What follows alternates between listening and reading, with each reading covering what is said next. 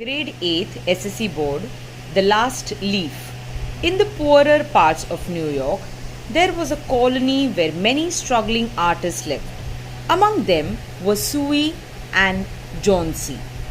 They had come to New York from different parts of the United States. When they met, they found that they shared the same interest and they became friends. They shared a flat and set up a joint studio trying to earn a living through art. John C. was small, thin, and not very strong. After spending a few months in New York, she became ill with pneumonia. In those days, it was not easy to cure pneumonia patients. Though Suey looked after her well, John C. showed no signs of improvement. One day, the doctor told Suey that John C. had one chance in 10, and that chance is for her to want to live, he said. Your little lady has made up her mind that she is not going to get well. He told Suey that medicines alone did not help if the patient did not wish to live. That day, John C. just lay in bed without making any sound or movement. First, Suey thought that she had fallen asleep, but then she noticed that John C. was looking out of the window and was counting something again and again in a very low voice, almost like a whisper. Suey, too, looked out of the window, but there was nothing to see, only an old ivy vine, gnarled and decayed at the roots, climbed halfway up the brick wall. The cold breath of autumn had taken away most of the leaves. Only the skeleton branches were left, clinging to the bricks. What is it, dear? Asked Suey. 6, said John C. They are falling faster now. 3 days ago, there were almost 100. It made my head ache to count them, but now it's easy. There goes another one. There are only 5 left now. 5 what, dear? Leaves on the ivy vine. When the last one falls, I must go too. I've known that for 3 days. Didn't the doctor tell you? Oh, I never heard such nonsense, said Suey. What have old ivy leaves to do with your getting well? And you used to love that vine. So, don't be silly. The doctor said that you had excellent chances of getting well. Take some broth now and let me get back to my work. But John C. just kept looking out of the window. There goes another. No, I don't want any broth. That leaves just 4. I want to see the last one fall before it gets dark. Then I'll go too.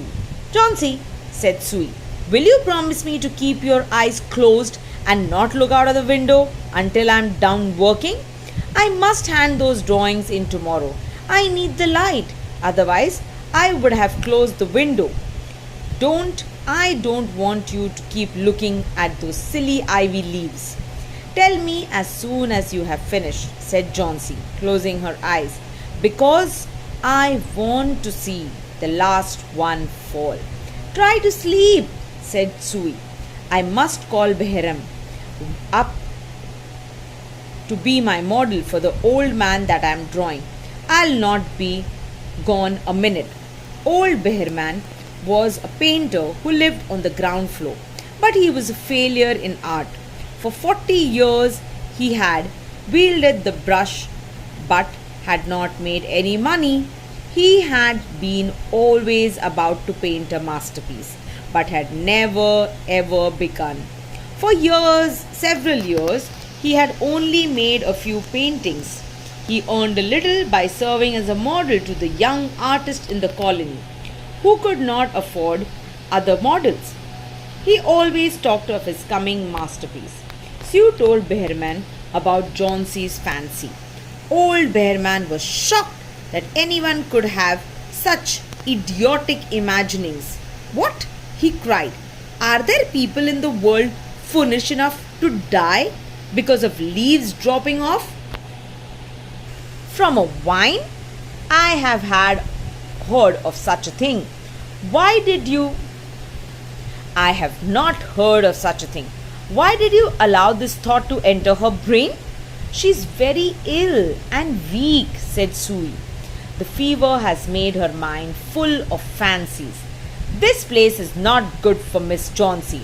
Some day I'll paint a masterpiece and we shall all go away. Yes, said Bearman. Chauncey was sleeping when the two went upstairs. Sui showed Bearman the ivy vine that Chauncey saw through the window. They looked at each other for a moment without speaking and then began their work. Outside, a cold rain was falling continuously, mingled with snow. Sui closed the window. Next morning, when Sui woke up, she found that Chauncey was staring at the closed window again with dull, wide open eyes. Open the window, I want to see, she ordered. Sui obeyed. But lo! Even after the rain and the fierce wind that blew throughout the night, there yet stood against the brick wall one ivy leaf. It was the last on the vine, still dark green near its stems, but with its edges tinted with yellow. It hung bravely from a branch some 20 feet above the ground. It is the last one, said Chauncey. I thought it would surely fall during the night. I heard the wind. It will fall today, and I shall die at the same time. Chauncey was preparing herself for the last journey that one makes alone. The feeling was very strong within her. The ties of Sue's friendship and other things on earth became loose one by one. The day wore away, but even through the twilight they could see the lone ivy leaf clinging to its stem against the wall. At night, again the wind raged and the rain poured. Next day, when it was light enough, Chauncey asked Sui to open the window. The ivy leaf was still there. Chauncey lay for a long time looking at it. Then she called Sue. Sue, dear, she said, I have been a bad girl. Something has made a last leaf stay there to show me how wicked I was. It is a sin to want to die. After that, she was ready to take the broth and milk that Sui brought her. She wanted to sit up in bed. Some day I hope to paint the Bay of Naples. Mr. Behram downstairs was now ill with pneumonia. The sweeper had found him lying helplessly in his room in very wet clothes and shoes. He also found some scattered brushes and a palette with green and yellow colors mixed on it. 2 days later, Mr. Behrman died in a hospital. The last ivy leaf was still there on the wall. It never fluttered or moved when the wind blew. It was Behrman's masterpiece. He had painted it there that night when the last leaf had fallen. Meaning, ivy vine, a strong creeper with green leaves and yellow berries, gnarled, here twisted. Broth, a hot soup, wielded the brush, pointed with a flourish. Masterpiece, a most valuable, outstanding work of art. Fancy, imagination.